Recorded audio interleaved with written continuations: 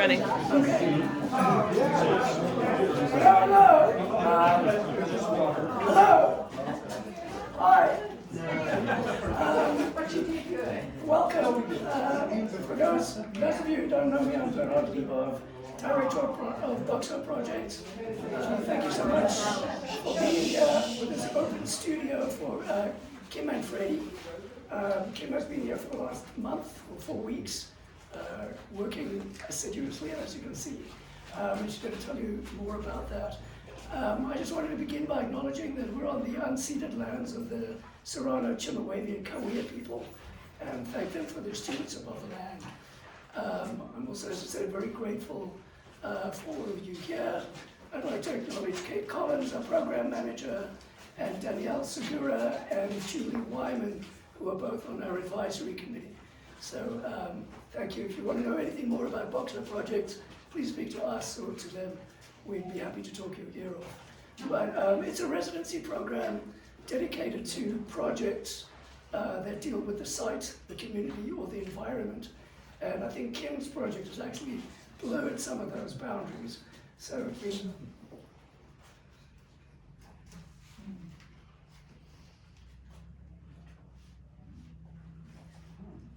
a pleasure to have you.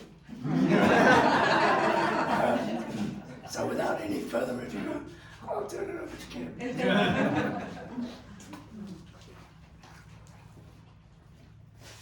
What a privilege. Thank you all for coming. So my name is Kim Manfredi, and I have had the pleasure of living on this land for the last month to explore my work. And I came with the intention of putting my body in the community and in the national park and in the studio with my eyes as open as they could be to see what happened. And the work that you see is the result of that exploration. I began the residency walking from this space to the national park each day. Each morning I would get up and walk to the national park. And I looked at the private properties as I walked to the park, noticing the keep out and do not trespass and all of the things that go along with being part of a community that consists of privately owned land.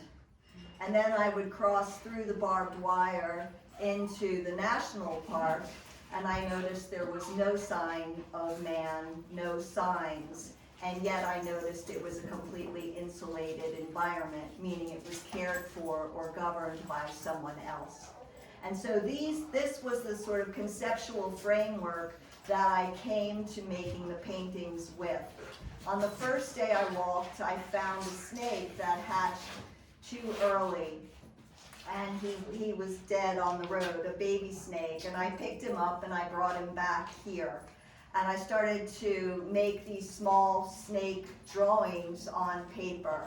So you'll see there's several of them, and I was thinking about snake as symbol, snake as rebirth, snake in the grass, snake as predator, snake as nature's broom, snake oil, and so many things about our current political environment and the society that we live in was embodied in that snake. I started to use a gold and silver leaf in those drawings because I found the light here to be unbelievably bright and forward. And that's when I began to make these small sculptures. There were toys on the land from the previous owners, so I picked up the relics of the toys and began to use the gold leaf on them. Part way through the residency, I noticed that the sand I was walking on wanted to become part of the paintings. So that's when, for the first time, I started to add this textural element of the actual land into the work. And I started with these small studies, figuring out how I wanted to use the sand mixed into the paint, on top of medium, sifted through sieves, or just tossed on with a larger sort of pebble. And that became a very interesting inquiry for me. It spoke about the barriers to entry and the passageways and all of the ways that I was moving through the land, adding seemingly impermeable surfaces to more permeable surfaces, implications of blockages or openings, and that's about it. The titles are actually important to me. The nights were unbelievable. This series is the Blood Moon series. Every night I would get, not every night, but many nights I got out of bed every 2 hours to go and look at the sky. You know, where I live down in the Coachella Valley, we gave up our sky for lights. And we didn't even think about what we were giving up, I don't think. So the night and the rocks in the night and the lights at night that are in the heavens was very important to me. And that comes through in this series, which I made a teeny tiny one, then I made these little mid-sized ones, and then I made these larger ones. So that gives you some insight into my process. I was working on the ovals and these this quad here using the natural sand and its implication. This is called JTNP for Joshua Tree National Park. These are directly remembered images of the rocks and the forms and the sky. And these two paintings are the two that I did first. They have no sand in them. They're simply explorations of being blocked and being transparent as a means of studying my place in the world and how I'm affected by the contracts I live under. Yeah. Hey Kim, I know I asked you this before, but I love the explanation, so I'll ask in front of everybody. Tell us about the organic forms that repeat. Yeah. In every painting. So, yeah, Dave is familiar with my work, and anybody who knows my work knows that I use this shape here, and it's an intentionally ambiguous form, and it implies many things: land, body, and space. So it can imply stars, it can imply nature, it can imply breasts, it can imply eggs, it can imply land masses. And I really like to leave the forms intentionally ambiguous so that you as the viewer can insert any meaning that's true for you. I like the idea of how abstraction can break out of the rigidity of life and can give freedom to the viewer as well as freedom to the artist. Yeah. Thank you, Kim. Are there any other questions? One quick question. Yeah, hi, Stephen. Thank you just for a- coming. Yeah. And I flew here for this. Oh my God. I've been loving stargazing lately, and Yeah. if you would talk a little bit more about what it's like here and what you're seeing and how it's working Yeah, into the paintings. I came on a full moon, or it was very close to a And full did you moon. see the eclipse while you were here? Yes, I did see the eclipse, and it was a blood moon, hence the title of these paintings, although I kind of forgot that until you just mentioned it. But yeah, so that was amazing.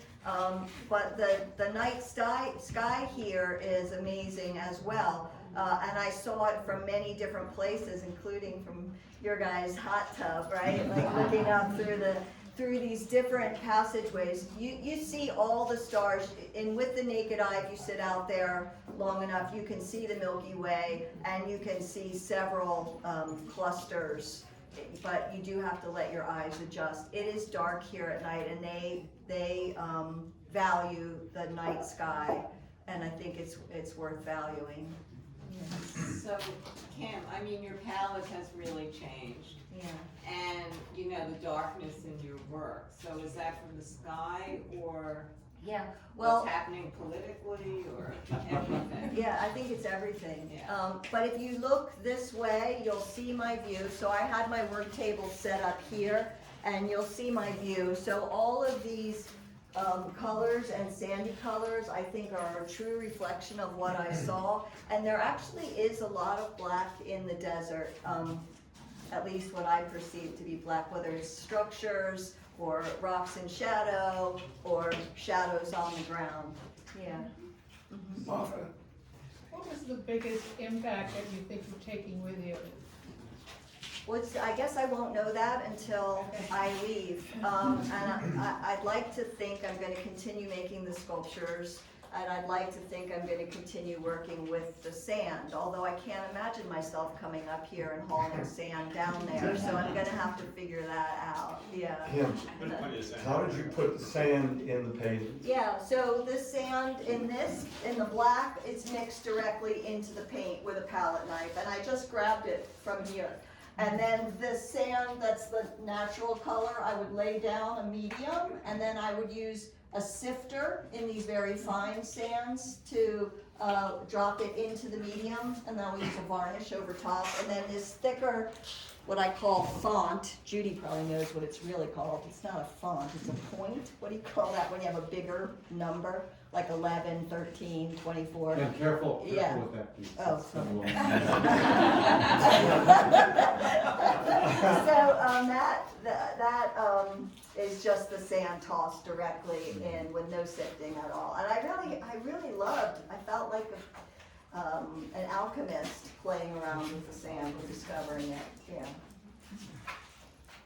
well, thank you, Kim, thank you all. Thank you for coming. I was overwhelmed by the crowd and remiss in also pointing out Bonnie and George Cobb, my similar statue, with Holly the Wonder Dog, who are on my advisory committee as well. So please say hi to them. If you are moved by the work, as I obviously am, you can follow David Davis and other people's lead. The work is all available, and sales benefit the residency of Kim.